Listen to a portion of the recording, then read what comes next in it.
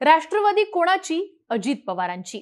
ज्या न्यायाने एकनाथ शिंदेंकडे शिवसेनेची सूत्र आली, त्याच न्यायाने अजित पवारांकडे आज राष्ट्रवादी काँग्रेस पक्षाची सूत्र आली आहेत। निवडणूक आयोगाने खरी राष्ट्रवादी ही अजित पवारांचीच असा निकाल आज दिला। साहजिकच अजित पवार गटाने सेलिब्रेशनला सुरुवात केली आहे। ज्या शरद पवारांनी 25 वर्षांपूर्वी काँग्रेसमधून फारकत घेत राष्ट्रवादी काँग्रेस पक्षाची स्थापना केली होती, तोच पक्ष आज त्यांच्या पुतण्याकडे गेलाय।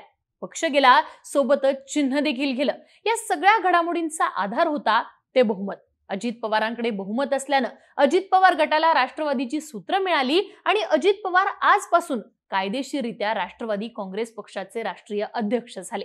पण शरद पवारांचं काय? शरद पवार आता काय करणार? पक्ष गेला, चिन्ह गेलं, आता पवारांसमोरची पुढची स्ट्रॅटेजी काय असणार? ते सर्वोच्च न्यायालयात जाणार का, की नवं चिन्ह आणि नवं नाव घेऊन निवडणुकांना सामोरं जाणार? शरद पवार आपल्या नव्या पक्षाचं नाव कशावरून ठेवणार? जाणून घेऊया या व्हिडिओच्या माध्यमातून। नमस्कार, मी आरती आणि तुम्ही पाहताय बोल भिडू। गेल्या वर्षी जेव्हा निवडणूक आयोगाने शिवसेना पक्षाचा निकाल लावला होता, तेव्हा माध्यमांना प्रतिक्रिया देताना शरद पवारांनी निवडणूक आयोगाच्या अशा निकालाचा फार परिणाम होत नसतो असं विधान केलं होतं। याबाबत बोलताना पवार म्हणाले होते की इंदिरा गांधींकडे अगोदर बैलजोडी हे चिन्ह होतं, पण ते गेलं। त्यानंतर काँग्रेसने हाताचं चिन्ह घेतलं आणि काँग्रेस पक्ष निवडणुकीला सामोरा गेला। लोकांनी ते मान्य केलं। नवीन चिन्ह मिळेल ते लोक मान्य करतात। या विधानाचा संदर्भ घेतला तर शरद पवार आपल्या पक्षाच्या निर्णयाबाबत देखील हेच धोरण आखून काम करतील। म्हणजे काय तर पक्ष कोणाचा आणि चिन्ह कोणाचा हा वाद ते सर्वोच्च न्यायालयात घेऊन जातील, पण तो मात्र निमित्त मात्र असेल। सर्वोच्च न्यायालयात जाण्याचा मार्ग हा शरद पवारांकडे आहेच। मात्र 2023च्या फेब्रुवारीत निवडणूक आयोगाने शिवसेनेच्या बाबतीत दिलेल्या निकालावर अजूनही सर्वोच्च न्यायालयात सुनावणी झालेली नाहीये। मग अशा वेळी शरद पवार गट सर्वोच्च न्यायालयात जरी गेला तरी देखील तात्काळ सुनावणी होईल आणि निकाल आपल्या पदरात पडेल, हा आशावाद संपुष्टात आलेला आहे। साहजिकच शरद पवार गट नवा पक्ष आणि नवं चिन्ह यासाठी निवडणूक आयोगाकडे अर्ज करेल। आता मुद्दा येतो तो म्हणजे शरद पवार हे नवीन नाव आणि नवीन चिन्ह कोणतं घेतील? तर राष्ट्रवादी काँग्रेस पक्षाची स्थापना झाली होती तेव्हा शरद पवारांनी राष्ट्रवादीसाठी चरखा हे चिन्ह फायनल केलं होतं।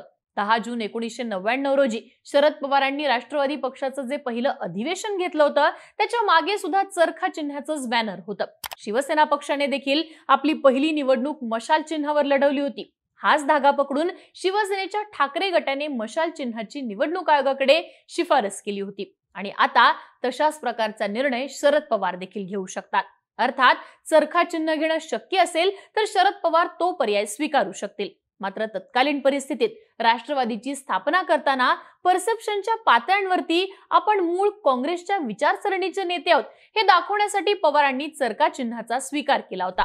सध्याच्या स्थितीत मात्र शरद पवार हे महाराष्ट्र धर्म, शेतकरी धर्म या गोष्टींना धरून राजकीय डावपेच आखताना दिसतात। अशा वेळी शरद पवार आपल्या मातोश्री शारदाबाई पवार यांचं कार्य आणि त्यांची शेकापची जुनी ओळख पुन्हा समोर आणण्यासाठी शेतकऱ्यांच्या संबंधित निवडणूक चिन्हावर दावा करताना दिसतील। शरद पवारांच्या पक्षाचं नाव देखील अशाच प्रकारचं असू शकतं। उद्धव ठाकरे गटाने स्वतःचं नाव पक्षाला दिलं, शरद पवार मात्र तसं करताना दिसणार नाहीत। आपल्या पक्षाचं नाव हे व्यक्ती केंद्रित राहू नये, लॉंग टर्म राजकारण करता यावं या हेतून शरद पवार आपल्या गटाला पूर्णपणे वेगळं नाव देण्यासाठी अनुकूल असतील। पक्ष आणि चिन्ह सोडून शरद पवार आता काय करणार हा एक प्रश्न। तर साहजिकच याचं मुख्य उत्तर म्हणजे सहानुभूतीची लाट निर्माण करणं, ती तयार करणं। निवडणूक आयोगाने दिलेल्या निर्णयाचा वापर करून शरद पवार सहानुभूतीच्या राजकारणासाठी योग्य पद्धतीने त्याचा वापर करू शकतील। यापूर्वी निवडणूक आयोगातल्या सुनावणीवेळी शरद पवार स्वतः जातीने हजर राहिले होते, तर विधिमंडळातल्या सुनावणीवेळी सुद्धा शरद पवार स्वतः उपस्थित होते। थोडक्यात काय तर आपल्या मागे सहानुभूती तयार होईल या दिशेनेच पवारांचं राजकारण हे सुरू होतं। लोकांमध्ये जाणार आणि अंतिम निर्णय घेणार असं विधान करून शरद पवार अधिक द्वेषाने आता लढताना दिसून येऊ शकतील। यातला आता दुसरा मुद्दा येतो तो म्हणजे शरद पवार आता तडजोडीची भूमिका स्वीकारतील का? तर याचं उत्तर सध्या तरी नाही असंच म्हणावं लागेल। शरद पवारांनी यापूर्वी नवं नाव आणि नव्या चिन्हाबाबत पक्षाची बैठक घेतली होती। आता तडजोड करायची नाही हे धोरण स्वीकारूनच शरद पवार सध्या तरी पुढे जाताना दिसतात। निवडणूक आयोगाच्या निकालानंतर शिवसेनेच्या बाबतीत जशा घडामोडी झाल्या, आता त्याच घडामोडी राष्ट्रवादी काँग्रेसच्या बाबतीत सुद्धा होताना दिसतील। म्हणजे काय तर आता निवडणूक आयोगाच्या निकालाचा आधार घेऊन विधानसभेचे अध्यक्ष हे अजित पवारांच्या अपात्रतेचा निकाल मार्गी लावतील, पण शरद पवार गटाच्या अपात्रतेचा आणि व्हीपचा मुद्दा हा शिवसेनेप्रमाणेच संदिग्ध राहील. राज्यसभेच्या आगामी निवडणुका आणि व्हीपचा विषय पाहता शरद पवार हे तडजोड करतील असं बोललं जात असलं तरी सध्या तरी शरद पवार नवीन पक्ष आणि नवीन चिन्ह घेऊनच समोर येतील आणि कायमची फूट या गोष्टीवरती शिक्कामोर्तब करतील. उद्या 4 वाजेपर्यंत शरद पवारांना नवा पक्ष आणि नवीन चिन्ह याबाबतचे 3 ऑप्शन्स निवडणूक आयोगाला कळवायचे आहेत.